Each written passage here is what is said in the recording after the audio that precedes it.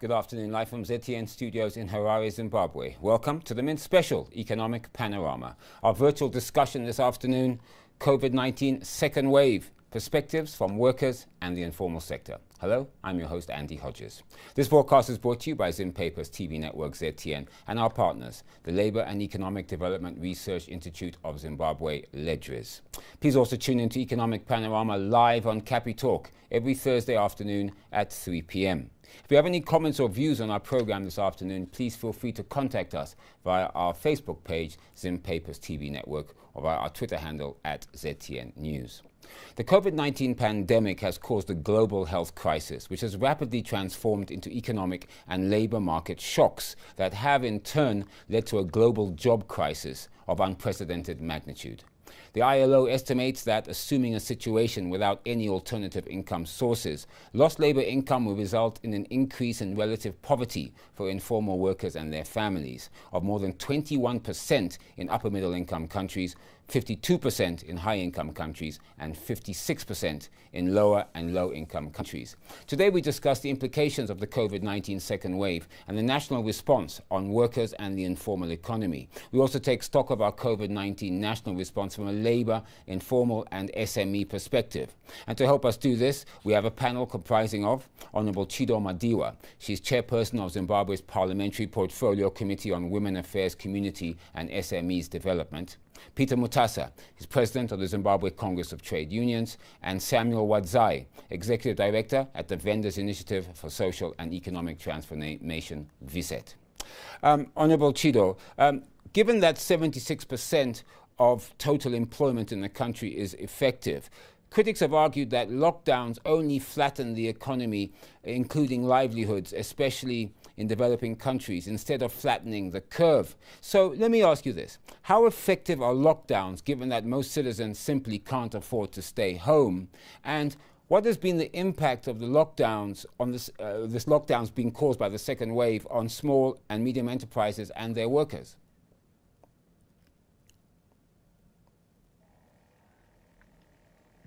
Thank you, Angie, for that. Honestly, it's true. COVID-19 has made survival harder for everyone.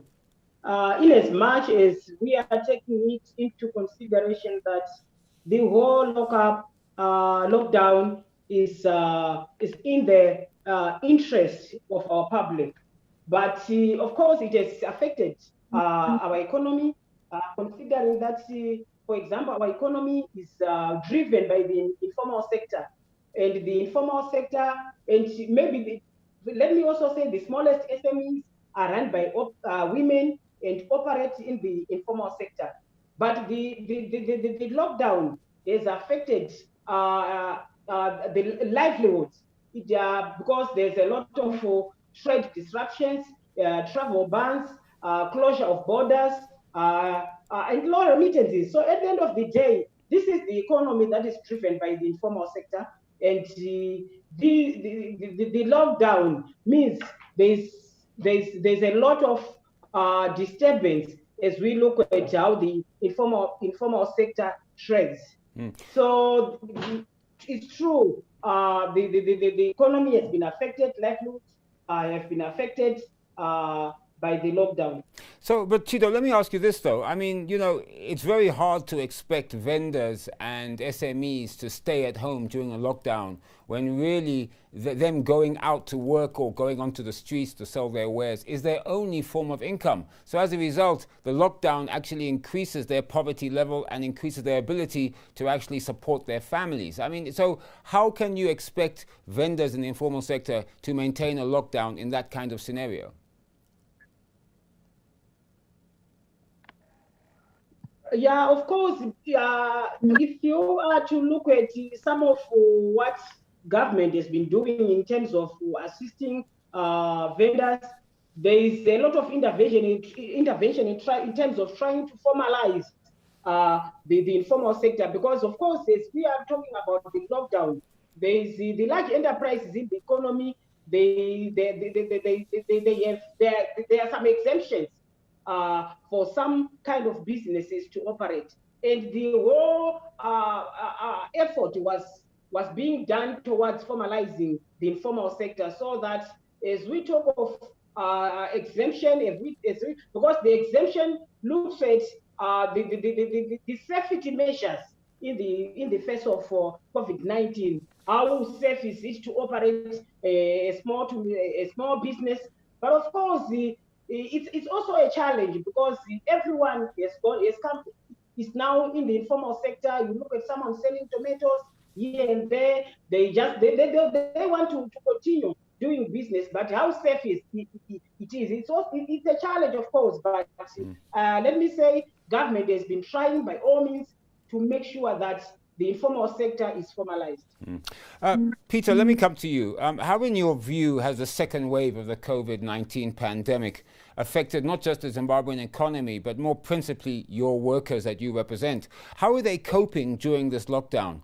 And do you believe that the level 4 lockdown announced by the government was an appropriate response to the second wave?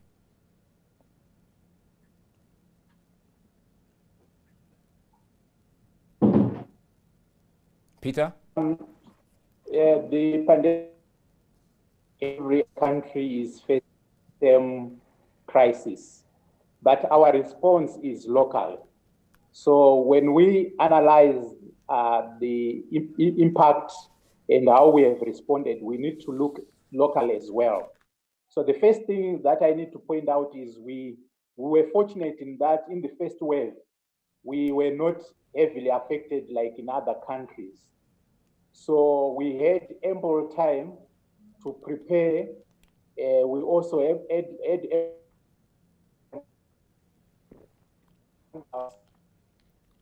with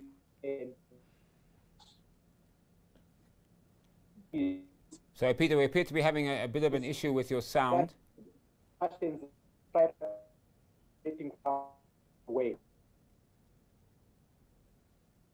that so?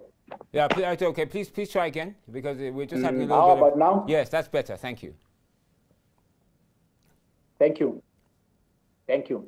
So I was saying the pandemic is global. Every other country is affected, but the response is local. The bulk of the response is local. So we need to analyze it from how we have responded. If we look at how we have responded, we need to take into account that we're fortunate in that in the first wave, we did not, were not affected heavily like in other countries like South Africa. So we had ample time to sit down, to come up with a response that is robust, to deal with issues that we had to deal with. Unfortunately, we did not do that. We did not see what South Africa did when President Ramaphosa called opposition leaders and they together sounded out to the nation that we need an inclusive and collective response. So we didn't see the president locally talking to opposition. We also didn't see the president locally talking to civic society, like we saw, for example, in South Africa, Namibia, to an extent in Botswana. We also didn't see no dialogue with other stakeholders, the experts, the scientists. So we missed that opportunity. Had we done that, we should be better prepared for the second wave. As Labour, we had a dialogue, a tripartite negotiating forum. We sounded out a lot of issues and picked up urgent issues. For example, the issue about reprioritizing our expenditure as a country and ensure that we make sure that our health service delivery receives sufficient support in terms of PPEs for the workers in the health services, delivery services. We also were supposed to uplift our hospitals to ensure that we have got more ICUs, more ventilators, and more equipment and more drugs. So we, as a nation, we can take a blame. We thought the first wave has come and it has gone and we are somehow insulated and we slept. Now the second wave has come and is so serious. Unfortunately, again, our response to the second wave has been similar to the first response. It is only taking police into the streets taking the military into the neighborhoods. So we are just focusing on the lockdown. But a lockdown on its own will not assist us. We should have seen the lockdown coming together with more testing. We are talking about 30,000 cases, which reflects our level of testing capabilities and what we've done so far. Peter, can I ask you though, Peter, before we get into that, can I ask you directly? I mean, the level lockdown, the level 4 lockdown obviously impacts workers in a large way. So what specifically during now are your workers suffering because of the COVID-19 lockdown, or particularly this lockdown now that we're in now due to the second wave? So the lockdown has been clearly used, the COVID has been weaponized, and the lockdown has come mainly and affected, firstly, the fundamental rights of people. We've heard reports of workers who have been abused at entry points. There's not been clarity in terms of what letters are needed for people to have passage into their workplaces. So that's the first issue. The second issue is the majority of companies have reduced the workforce. Many workers are at home and some are working at home, but the majority are not even attending to work. Those workers have also lost in incomes. We have not, as a nation, come up with income protection measure like we saw in South Africa, where all those who are not receiving their incomes are assisted by the unemployment insurance funds and also employers. We've also not seen like what has happened in Namibia, where there was a moratorium that employers should continue to pay workers and government will assist business. So many workers are starving in their homes. Okay. We also have issues to do with job losses. What employers have been doing since the first lockdown was to cut on the workers, especially those who are on contracts with a limit of time. The majority of them being women, the majority of them being the young workers. So workers have lost employment. All right. Peter, let me cross across to Samuel because I want to hear his views. We're joined now by Samuel Wadzai from the Vendors Initiative for Social and Economic Transformation. Of course, we did mention that the informal economy is 76% of total employment in Zimbabwe. Samuel, welcome to the Min Special. Samuel, let me ask you the same question I asked Peter Mutasa.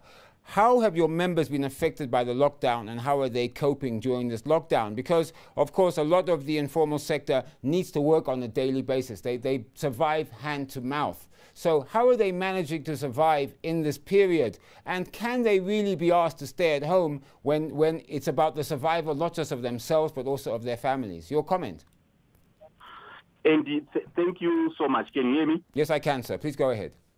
So, yeah, let me be very clear, and this is a very, very, very difficult period for the informal sector. Look, this is a total shutdown to the informal sector.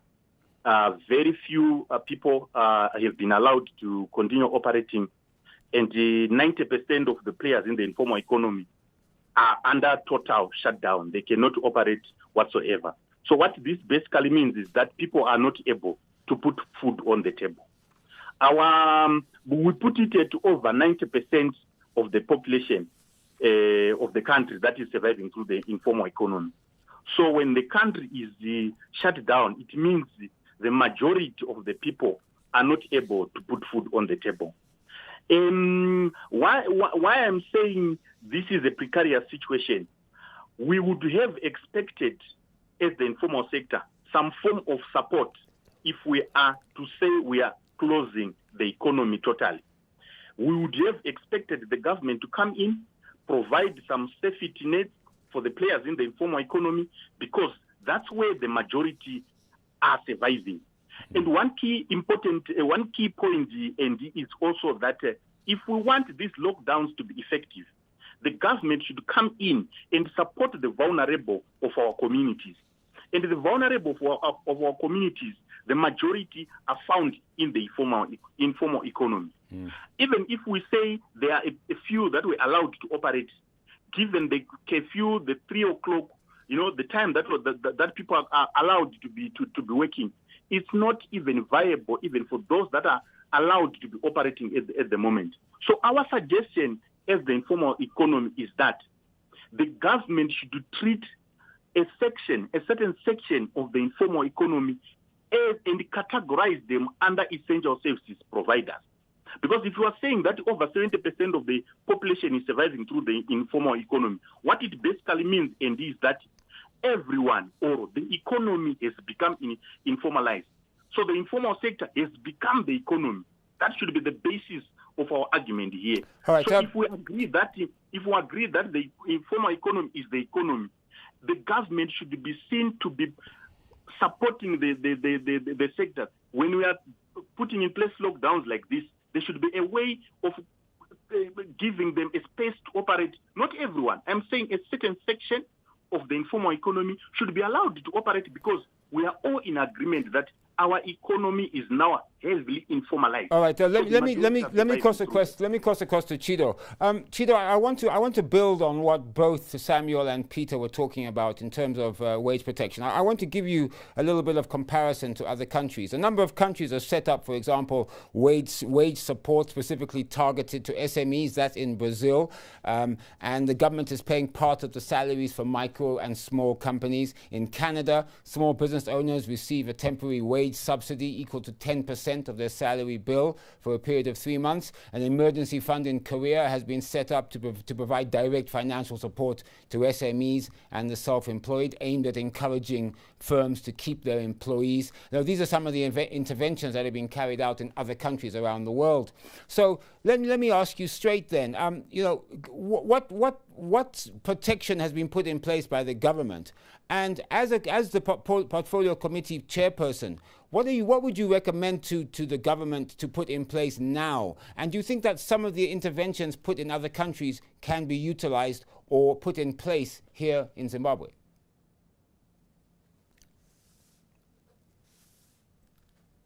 Thank you, Andy, for that for the question. Let me surely admit that it is important to make sure that government does something to protect those who are in the informal sector.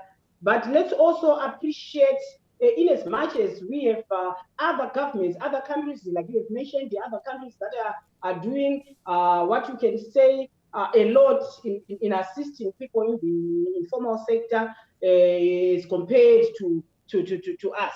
But let me also, before I mention what our government is doing, to the effort that the government is doing to protect those in the informal sector, let's also appreciate that we cannot also compare our economy to those economies. For example, we have had the very destructive cyclones. We have had droughts. We are coming. The government is a new dispensation, and a lot is being put in place, which needs financial resources. But all the same, government has done its part in terms of trying to cushion the informal sector, for example, through the Ministry of Public Service and Social Welfare. There's the payment of social grants, which is continuing. In as much as I can say, maybe we can also ask the government to kind of increase the amount of these grants and to make sure that these are timeously paid to the beneficiaries. But the government has continued issuing, cushioning the informal sector through these grants. And also government and partners, they have been directing funds for the construction of safe workplaces, with work going on in major cities, and the capacity building programs on the adoption of e-commerce that have been rolled out to members of the informal sector and SMEs across the country. So, and all the same, in as much as I've talked about exemption of certain kind of businesses, in the same situation, there is the issuing of exemption letters to those that qualify as essential services in line with the lockdown order. It is continuing for the, in as much as I said, it's not easy for the informal sector, because those that have been formalized and those that meet the criteria for operating in a safety environment are still very limited and very low. Right. But so it's not like the government is seated. Of course, as a chairperson, we also carry out oversight on the very departments that are doing this work to find out how best they are doing to assist these SMEs.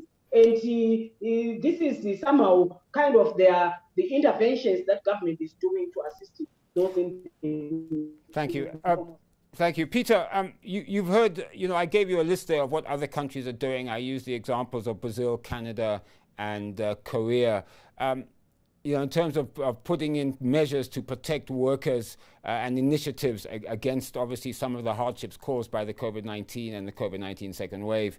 So, and you heard there what Chido said. So what would your organization recommend, or what have they put forward to government now in an effort to protect Zimbabwean workers? Thank you. And firstly, I want to say Zimbabwe is not poor.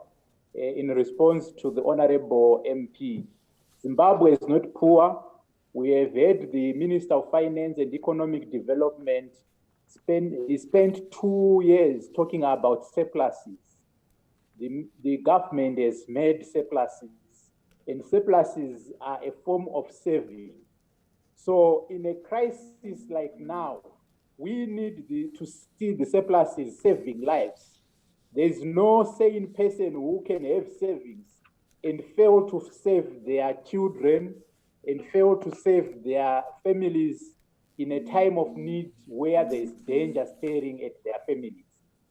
Secondly, even though we have our own challenges, and admittedly we already had an economy in crisis, although government was refusing or not accepting that we have got a crisis.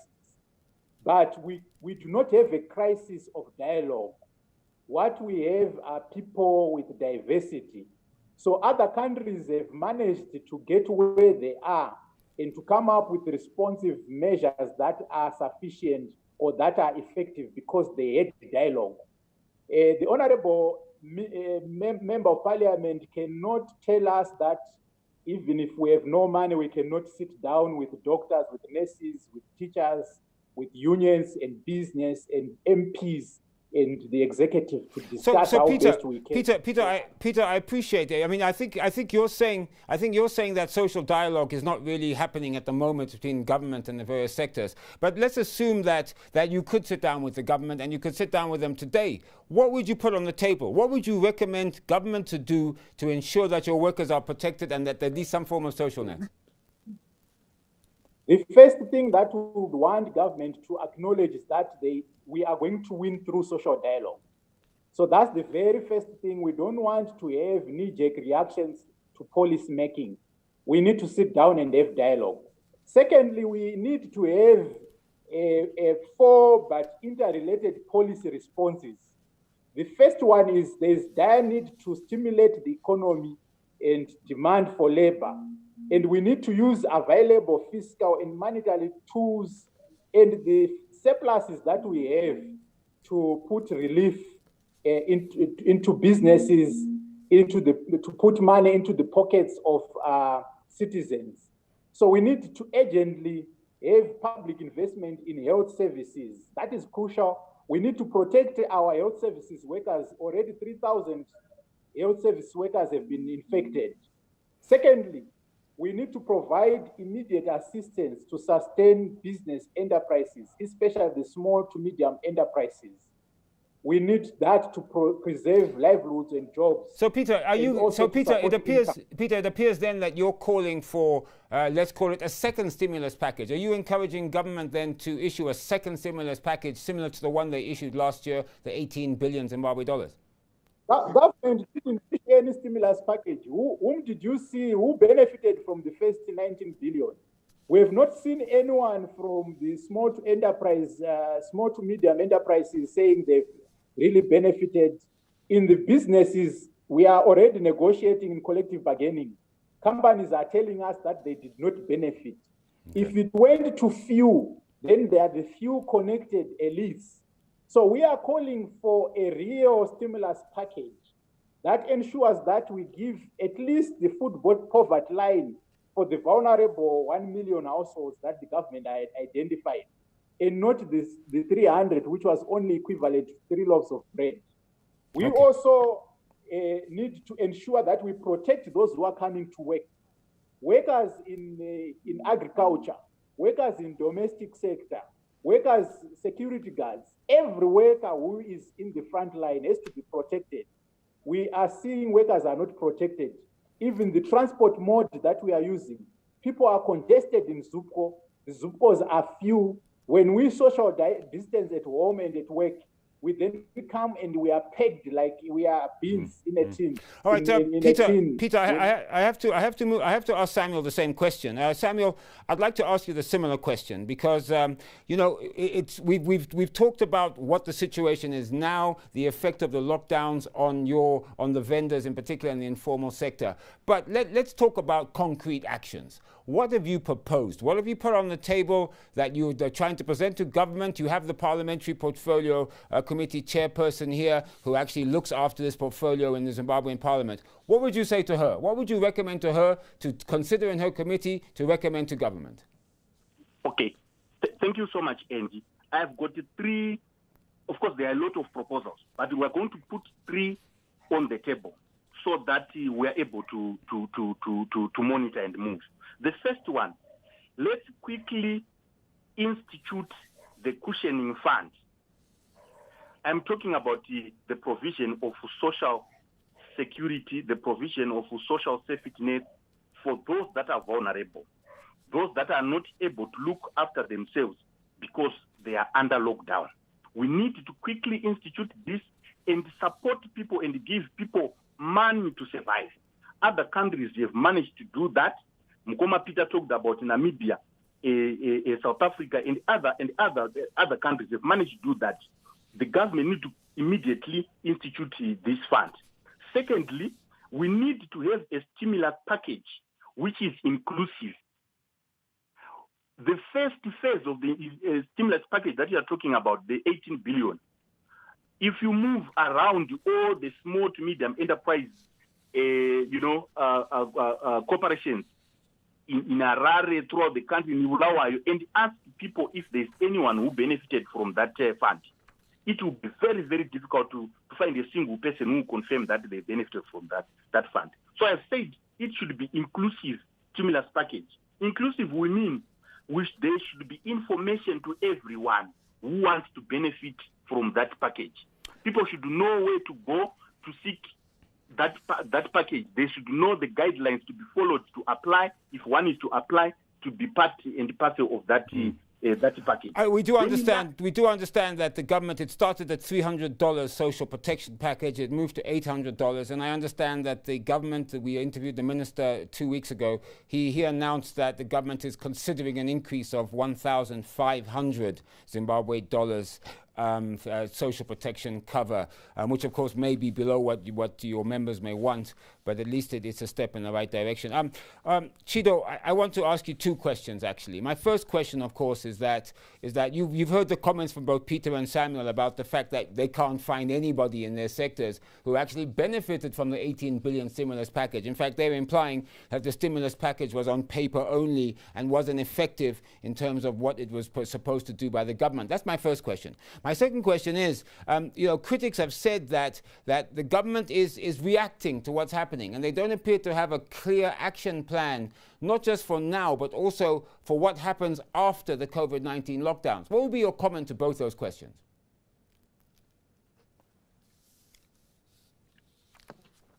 Thank you, NT, for those. Of course, I've been listening to what my colleagues were their contributions in terms of what government and what interventions can be in place.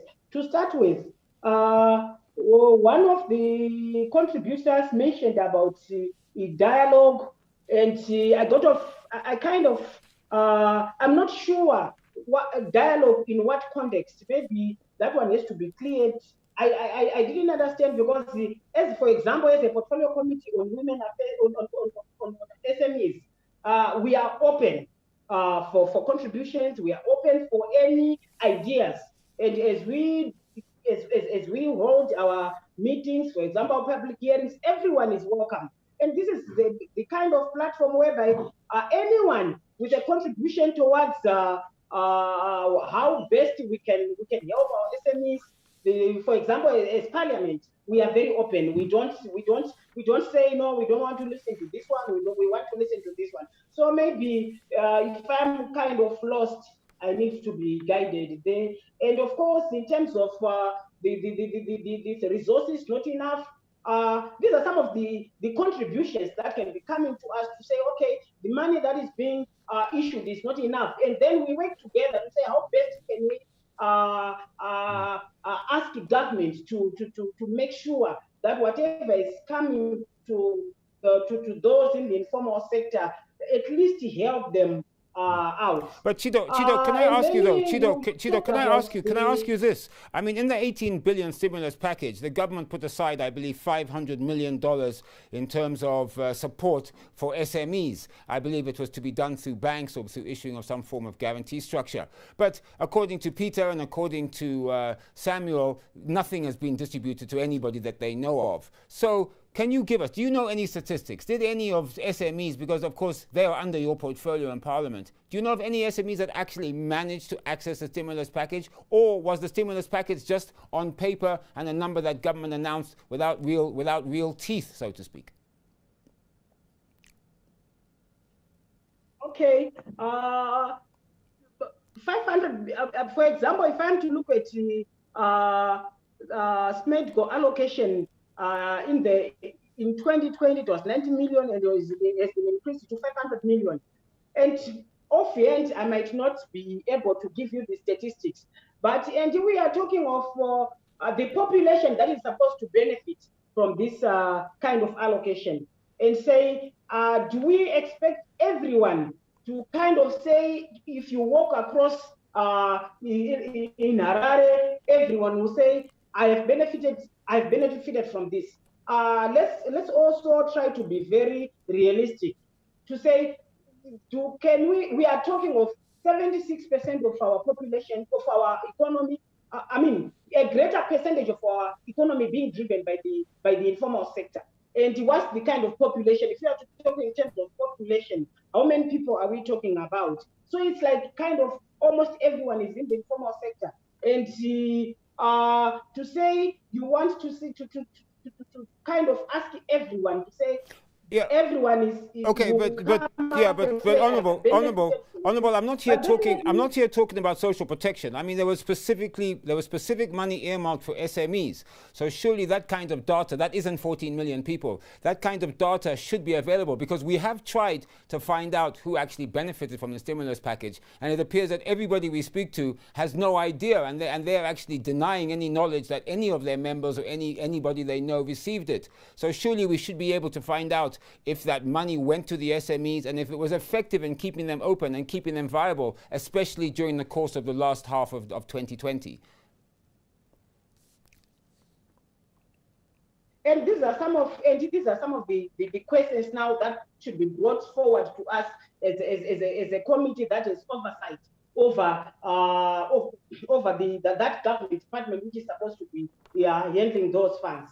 So, like I'm saying, the committee is open for that kind of contribution, for those kind of questions, so that, because we have the mandate to ask where the funds are, we have the mandate to say, how did you spend these funds? So we are open for that kind of for those kind of contributions and ideas.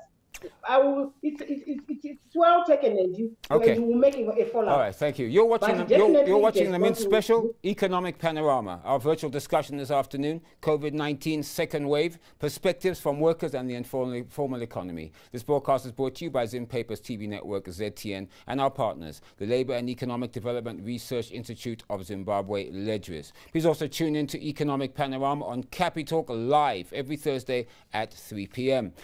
Samuel, let me come to you. You heard there, Honourable Chido, she's saying that, listen, she's open to dialogue. I will ask Peter what type of dialogue he is talking about when I come to him, but they're open to dialogue, they're open to ideas. She's inviting your organisation and others to approach her committee in Parliament and to come up with proposals and recommendations to discuss. But I think I'd also like to know, though, I mean, that's what government is doing. Let me ask you, Samuel, what are you doing? What is VISET doing to help your members survive this turbulent time? Thank you, Andy. We've done a lot of work, and let me also take this opportunity to thank even the Minister of SMEs, because they assisted us to do some of the work that we did. When the government initially announced the lockdown last year in March, we quickly came in as an organization and ran a lot of awareness raising campaigns where we're basically educating our members on the dangers of the virus. There was, during the first lockdown, there was a lot of misinformation in terms of how people can contract the virus, how they can keep themselves safe and the other issues. So we came in using the guidelines that were put in place by the World Health Organization to just reach out to our members to ensure that they know the dangers of working from unsafe environments. We also made some donations in markets here in Harare, in Bulawayo, in Beitbridge, in Gweru. We went to those municipalities and we met with all the mayors during that time. We made some donations of PPEs to the markets that we're operating. We also conducted what we called market tours, just to visit the markets that were operating during that period, to have a feel of how traders are operating, the challenges that they are facing, the opportunities that are emerging. Because look, Andy, it's not only the challenges that we are focusing on here. There are opportunities that are also accruing. Like COVID has changed the way that we live as a people, globally. It's not only in Zimbabwe. So we have to be innovative. We're going to those markets to see how we can assist as an organization to ensure that post-COVID, we change the way that we do business as informal traders and contribute to the growth, not only for our businesses at an individual level, but also to the growth of the economy. But for us to be able to do that, we need also the support of the authorities. We need to be, given space for us to come with those solutions. So I want to also thank you, Honorable, for indicating that you are open for us to come and put on table our suggestions. We've developed a lot of concepts in terms of how we can decongest our big markets like Mpare, Chitima in Masingo.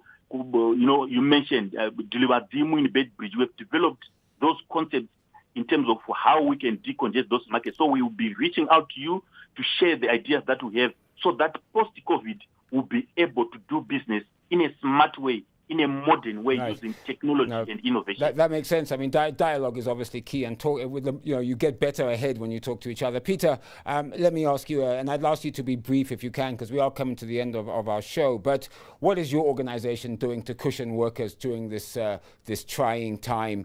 And what role are you playing in the fight against COVID? But I also want to ask you a very specific question, which is important. Would you agree to utilize the ZCTU structures to get the message out in the near future about the vaccination program that's coming on? Would you help to spread the word, to help communicate about the vaccination program and whether Zimbabwean citizens should take it or not? So maybe you could answer those questions briefly, please. Right, so it's tied up to the first question. What have you been doing? We have had challenges in terms of passage of trade unionists to their workplaces and to workplaces of workers. There was confusion, as you also saw with businesses, as to who is giving the exemption letters and which sectors are regarded as essential. So trade unions were not regarded as essential. So we raised the matter with the ministry, and some unions are now able to continue with their work. We are informing workers about their rights, occupational and safety and health rights. So we are dealing with that. We have also set up a platform which we are running a COVID-19 series using our social media, the Facebook, Twitter, and WhatsApp, where we are holding dialogues with specialists, with experts, medical specialists for workers to get information, legal specialists, experts for workers to get their rights, and also to inform workers around issues. We have also continued to engage. Last week, we were engaging with parliamentarians, the portfolio committee chairperson of Health and Child Care, and an independent MP to get what we can gain from engagement through parliament. Unfortunately, unlike what we are hearing from the Honorable, those MPs told us that they were also in the dark. Even parliament was not being properly engaged.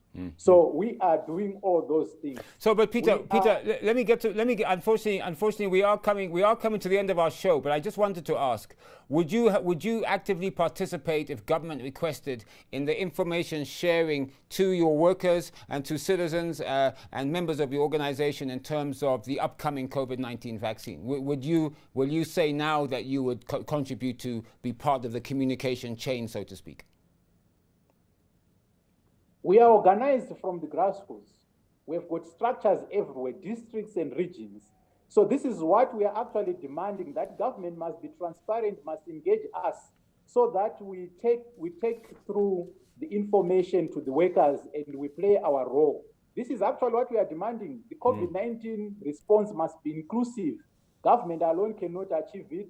Labor alone and business cannot achieve it. So we are more than ready, but we need to have information, we need to participate effectively, which we don't have currently. We are shut out. All right, okay.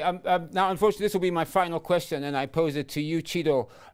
What advice would you give small and medium enterprises, even workers in the informal sector? What advice would you give them to be able to survive and to grow and possibly thrive, especially after the COVID-19 second wave and people at least have the ability to start going back to work?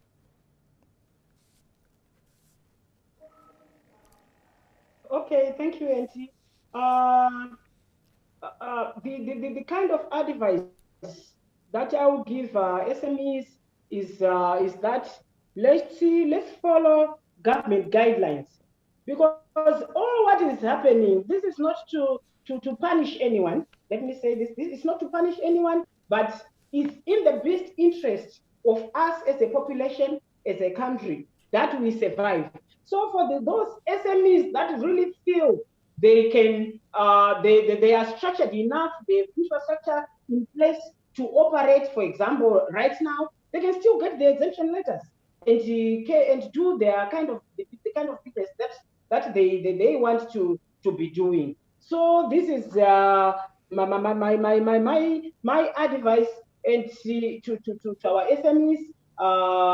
And of course, Honourable, you did say something which I think is very important. Also, SMEs should start moving into the digital age, become more technology savvy, start selling their products online, because that is the wave under COVID-19. That's the new way of doing business. Exactly. And I actually mentioned that, yes. For example, if you go to the Ministry of SMEs, they are pushing because we cannot run away from technology. This is the new ways of doing things. And in the new way of doing things, we cannot exclude our SMEs because they don't have capacity, or they are there. There should be a lot of awareness, a lot of capacity building for this kind of technology, for us to move to e-commerce, so that they can sell even online. They can still continue to do their business. And right. Let me say, and you talked about the vaccination program that government is working on, and the government has clearly said it's targeting the vulnerable. Most of the people that are being besides our frontline officers, our frontline workers, our elders, it's also the vulnerable, and our SMEs are included in the vulnerable. Right. So it means a lot of our SMEs will be targeted for this kind of program. So these are some of the issues. But we cannot run away from technology. If you look at these big companies, most of them are at home. And the people are at home and they are selling millions and millions of things. they are continuing with their business. Right. So, Unfortunately, Chido, we have to end it there. And on that note, we have come to the end of our program. You've been watching the Mint Special Economic Panorama, our virtual discussion this afternoon: COVID-19 second wave, perspectives from workers and the informal economy. This broadcast is brought to you by Zim Paper's TV network ZTN and our partners, the Labour and Economic Development Research Institute of Zimbabwe, LEDRIS. Don't miss Economic Panorama on Capi Talk live every Thursday at 3 p.m. I would like to thank our guest today, Deputy Minister, that would be Samuel Wadzai, Executive Director at the Vendors Initiative for Social and Economic Transformation, VISET, Peter Mutasa, President of the Zimbabwe Congress of Trade Unions, and Honorable Chido Madiwa. She is the Chairperson of the Parliamentary Portfolio Committee, which looks specifically at women's affairs, SMEs, and of course the informal sector, SME development. Thank you very much for being part of the Mint Special. A final comment: self-employed workers, micro-enterprises and small and medium-sized enterprises create jobs and improve livelihoods in Zimbabwe. Of that, the evidence is clear. The COVID-19 pandemic has, however, disproportionately affected these sectors, and it is these sectors that are most affected from lockdowns. Vendors, workers in all other sectors, both formal and informal, have suffered job losses, loss of income, and in some cases reduced wages as businesses struggle to survive. COVID-19 has only made survival harder for Zimbabwean SMEs. The smallest enterprises are usually run by women and operate in the informal economy and therefore lack proper social protection. Commentators state that exposure to the COVID-19 virus may also be higher amongst vendors and informal workers due to the very nature of their business. Zimbabwe needs a vibrant small and medium enterprises sector. It needs productive workers. It needs an informal sector that is able to thrive and in which citizens can make a living, possibly under a more structured framework, however. These sectors play a key and vital role in the success or failure of the entire Zimbabwean economy. Zimbabweans in those sectors are actually you and me, and we must never forget that. I'm Andy Hodges. Goodbye, have a great weekend, and you all be safe.